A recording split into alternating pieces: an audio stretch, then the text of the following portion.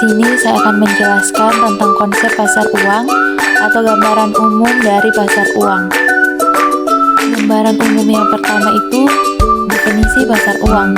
Definisi pasar uang yaitu tempat dipertemukan pihak yang memiliki kelebihan dana dengan pihak yang membutuhkan dana, baik secara langsung maupun melalui perantara, atau tempat suatu pihak meminjam dana dari pihak lainnya pada tingkat bunga-bunga tertentu, dan biasanya untuk jangka waktu di bawah 1 tahun.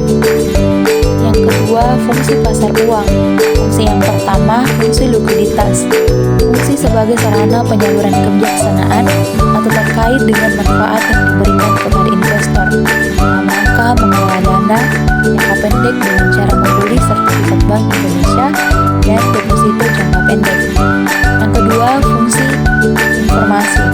Perkembangan pasar uang dapat memberikan informasi bagi pelaku-pelaku di pasar uang seperti perusahaan, perbankan, pemerintah, kondisi moneter, arah kebijakan, dan lain-lain. Selanjutnya yaitu risiko pasar uang. Risiko yang pertama yaitu risiko pasar timbul akibat fluktuasi harga, suku bunga, dan pergerakan nilai tukar. Yang kedua, risiko penanaman kembali, yaitu risiko karena mengalihkan investasi. Yang ketiga, risiko gagal bayar, yaitu risiko karena pembayaran yang tidak terpenuhi pada saat tagihan jatuh tempo. Yang keempat, risiko fundamental, yaitu risiko akibat perubahan kondisi makroekonomi, moneter, fiskal, dan kebijakan lainnya dari pemerintah. Selanjutnya, lokasi dan mekanisme pasar uang. Dalam era modern sekarang ini, transaksi-transaksi yang terjadi di pasar uang umumnya dilakukan secara langsung melalui media telepon elektronik atau data link. Transaksi-transaksi tersebut dinamakan over-the-counter transaction. Pelaku-pelakunya dapat melakukan transaksi pada pasar dalam negeri, domestik, atau luar negeri yang tidak membutuhkan bentuk pasar yang real.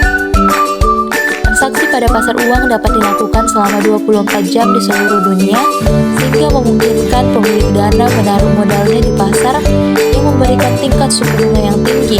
Sementara itu, peminjam dapat mencari pinjam pada pasar yang menawarkan tingkat suku bunga yang termurah. Adanya fleksibilitas waktu dalam mengakses pasar uang serta tidak dikenalnya batas antara negara maupun pasar uang sebagai tempat yang menarik untuk menempatkan meminjam dana bagi para pelakunya.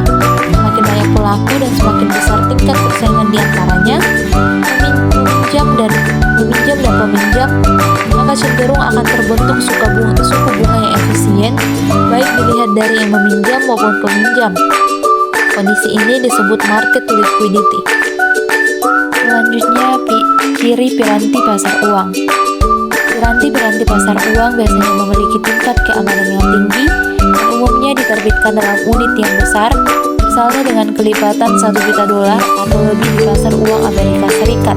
Piranti-piranti yang diperdagangkan biasanya mempunyai jarak tunggu atau jangka waktu transaksi dari 1 hari sampai dengan 365 hari, tetapi secara umum jadi tempo berhenti pada pasar uang tersebut di bawah 3 bulan. Di samping itu, pada secondary market yang aktif, biasanya piranti yang belum jatuh tempo diperdagangkan secara aktif pula. Pelaku pasar uang.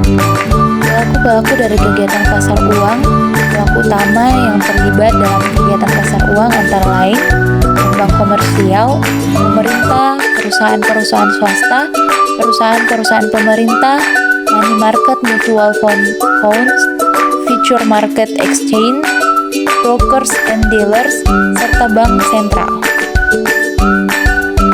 Yang selanjutnya dan yang terakhir, peran bank komersial.